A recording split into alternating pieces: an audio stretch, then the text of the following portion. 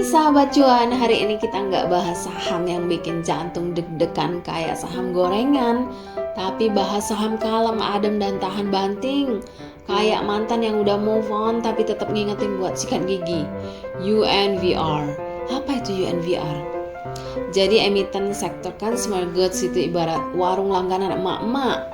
Barang yang dipakai tiap hari, duitnya muter terus, sahamnya diperdagangkan di bursa. Nah, PT Unilever Indonesia Tbk kode UNVR adalah produk harian. Dari pagi kita bangun sampai malam nonton YouTube, nggak jauh-jauh dari odol Pepso tit, sabun Life tit, sampai bubuk Rin tit, bahkan bisa jadi lebih akrab sama sabun Life tit daripada sama tetangga. Untuk studi kasus emiten dalam investasi saham UNVR dapat dilihat pada tabel keuangan UNVR 2023 sampai 2024. Sumber data adalah unilever.co.id, idx.co.id, tradingview.com, dan stockanalysis.com. Struktur kolom tabel. Rasio atau item menampilkan nama metrik keuangan atau rasio yang dianalisis berupa pendapatan, laba bersih, arus kas operasional, free cash flow, DER, dan ROE. 2023 menunjukkan nilai atau performa dari item tersebut selama 2023. Nilai atau performa dari item yang sama selama tahun 2024 hingga periode terakhir yang tersedia. Perubahan dalam persentase perubahan antara 2023 ke 2024, di mana rumusan suatu perubahan dalam persentase adalah nilai awal dikurang nilai akhir dibagi nilai awal dikali 100%. Kalau ada TTM, jauhkan dari pemikiran itu teman tapi mesra, melainkan adalah singkatan dari trailing 12 months yang berarti 12 bulan terakhir yang berlalu, 12 bulan ke belakang dari tanggal laporan terbaru. Return on equity mendekati 100% atau sekitar 100%, tilde artinya sekitar atau mendekati nilai tersebut yaitu 100%. Masuk ke pembacaan tabel keuangan UNVR, baca tabel dari kiri ke kanan. Pertama, pendapatan atau revenue. Total pemasukan dari penjualan produk atau jasa dalam periode tertentu sebelum dikurangi biaya dan beban lainnya. Ini menunjukkan seberapa besar skala penjualan perusahaan.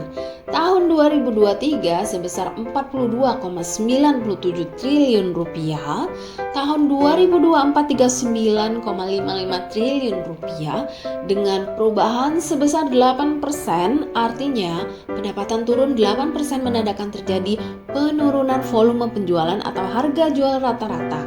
Bisa juga akibat tekanan biaya yang tidak bisa dialihkan ke konsumen. Sumber catatan menyebutkan stabil, sedikit turun karena biaya dan volume. Artinya ini bukan penurunan drastis, bukan, namun tren lemah. Kedua, laba bersih, net income. Sisa keuangan bersih setelah dikurangi semua biaya operasional, pajak, bunga, dan beban lainnya. Ini adalah uang bersih yang benar-benar menjadi milik pemegang saham. Tahun 2023 sebesar 3,37 triliun, tahun 2024 sebesar 3,16 triliun. Perubahannya adalah sebesar 6,2%. Maksudnya laba bersih menurun sedikit meskipun pendapatan turun 8%, artinya margin bersih relatif terjaga, namun tetap ada tekanan biaya produksi. Positifnya, perusahaan masih profitable. Waspadai jika tren biaya naik berlanjut, margin akan makin tergerus. Maksudnya adalah margin profit akan menurun karena kenaikan biaya tidak diimbangi oleh kenaikan pendapatan atau harga jual produk. Ketiga, arus kas operasional, operating cash flow, OCF. Kas bersih yang dihasilkan dari aktivitas inti bisnis seperti penjualan, pembayaran supplier, dan gaji menunjukkan apakah laba perusahaan benar-benar didukung oleh kas nyata. Tahun 2023 TTM Desember 2023 7,12 triliun rupiah. 2024 TTM Desember 2024 sebesar 3,96 triliun rupiah, terdapat perubahan 44,4%. Maksudnya penurunan sangat signifikan, hampir setengah dari tahun sebelumnya. Ini peringatan awal meskipun laba hanya turun 6%.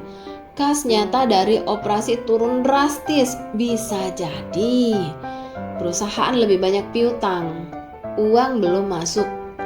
Kenaikan beban non-kas belum tercermin di laba. Dan ada gangguan operasional atau efisiensi menurun. Catatan, masih positif, bisnis sehat, betul.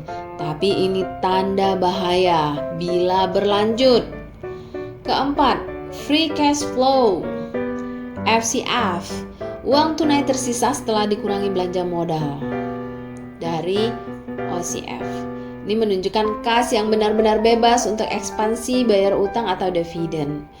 Tahun 2023 6,28 triliun rupiah, 2024 2,89 triliun rupiah, terdapat perubahan sebesar 54%.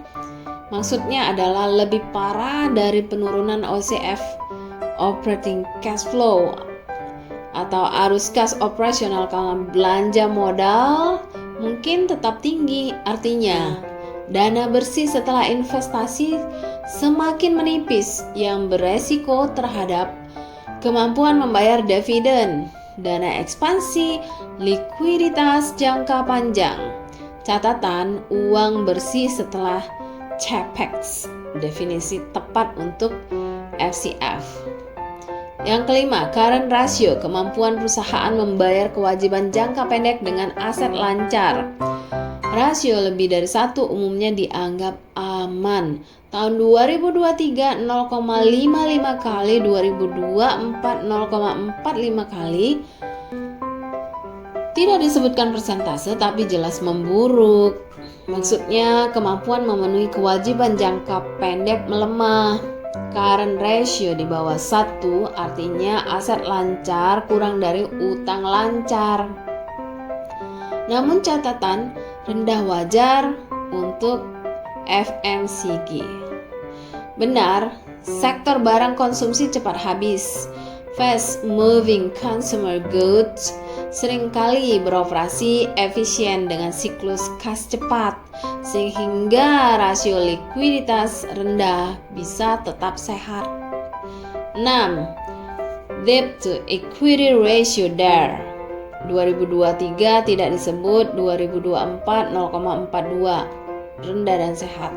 Maksudnya DER di bawah 0,5 berarti struktur modal konservatif, resiko finansial rendah. Catatan, utang aman, kas lebih besar dari utang, artinya perusahaan net cash sangat baik.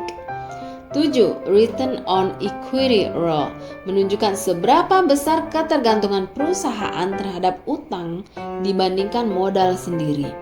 Semakin rendah DER, semakin konservatif dan aman struktur modalnya. Tahun 2023 tilde hampir 100%, sekitar 1:1 antara laba dan ekuitas. Tahun 2024 76,8%, penurunan tajam tapi masih sangat tinggi. Artinya ROE ini di atas rata-rata industri, menandakan efisiensi modal tinggi. Penurunan wajar seiring laba menurun dan modal mungkin bertambah. Catatan, profitabilitas tinggi. Tepat sekali. Dari pembacaan menyeluruhnya dapat disimpulkan bahwa revenue dan laba turun ringan, masih stabil. Operating cash flow dan FCF turun tajam. Warning, efisiensi dan kas terganggu. Likuiditas lemah tapi wajar untuk sektor FMCG. Current rasionya rendah, leverage aman, DER rendah dan kas besar. ROE masih sangat tinggi, kinerja modal efisien. Sikap saya adalah jangka pendek. Jangan beli dulu, pantau per kuartal, fokus ke kas operasional. Jangka menengah panjang, potensial layak koleksi jika tren kas membaik dan profit konsisten. Tindakan saat ini, watchlist aktif, jangan lepas pantauan, siapkan strategi masuk bila data membaik. Well, sedikit crowded tapi jangan panik, rumusan sangat detail untuk praktisi atas tabel keuangan UNVR berada di buku saya berjudul Investasi Saham Bagi Pemula Mulai dari Nol. Silakan pre-order dengan harga yang sangat terjangkau. Bye.